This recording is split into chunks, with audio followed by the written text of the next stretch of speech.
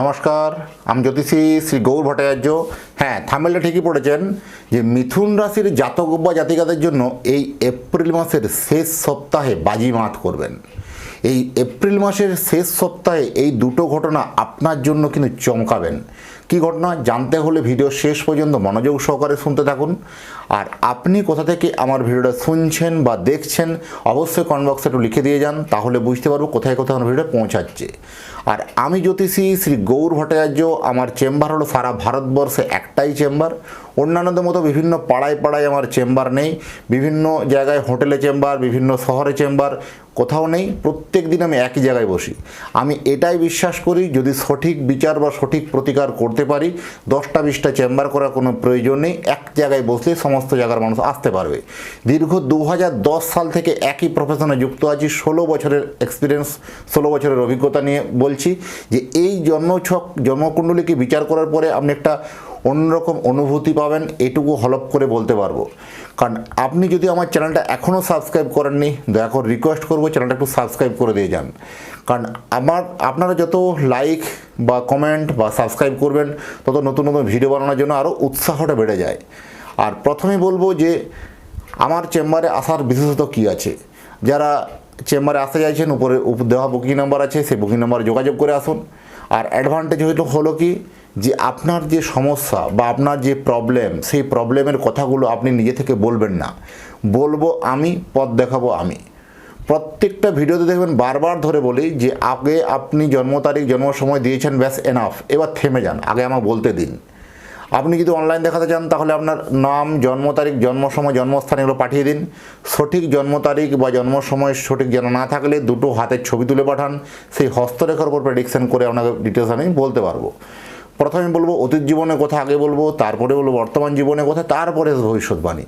এইভাবেই প্রেডিকশন করতে ভালোবাসি। দীর্ঘ 2010 সাল থেকে, মানে 16 বছর, মানে 26 সালে এসে পৌঁছালাম। যাই হোক, মিথুন রাশির জাতক বা জাতিকাদের জন্য এই জ্ঞান ও বুদ্ধির প্রখর তাপে, এই যেহেতু এখন একটা তাপপ্রবাহ চলছে, আপনার বুদ্ধিরও কিন্তু তাপ বা জ্ঞানেরও তাপ কিন্তু বাড়ছে। এই বুদ্ধির প্রখর তাপে আপনার জয়টাই কিন্তু হবে, জয়টাই নিশ্চিত। এটা কিন্তু আপনার জন্য হলপ করে বলা যায়। আপনি শেষ হাসিটাই হাসবেন। আপনার যে লড়াই চলছে, আপনার যে সমস্যাগুলো চলছিল, বা আপনার যে কঠিন লড়াইয়ের মধ্য দিয়ে, কঠিন এক্সপেরিমেন্টের মধ্য দিয়ে আপনি আসছেন, সেইটা কিন্তু আপনার জন্য বাস্তবে রূপ পেতে চলেছে। অনেক দিনের আশা আকাঙ্ক্ষা, অনেক দিনের চিন্তাভাবনা, অনেক দিনের শখ আহ্লাদ ছিল, সেটা কিন্তু আপনি 100% ফিল আপ করতে পারবেন। এটা আপনার জন্য উল্লেখযোগ্য সময়।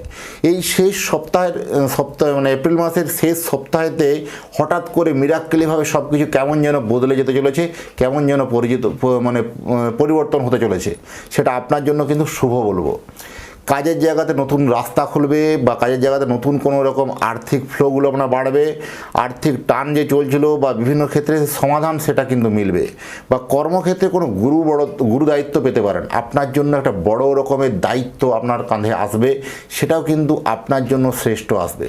বা আপনি অনেক দিন থেকে প্ল্যানিং প্রিপারেশন করেছিলেন যে আমার জন্য ওই কাজটা হলে ভালো হতো, বা ওই প্রমোশনটা হলে ভালো হতো, বা ওই যে চেয়ারটা হলে ভালো হতো, সেই রকম আপনার কাছে একটা ভালো অফার বা অপরচুনিটি কিন্তু মিলবে।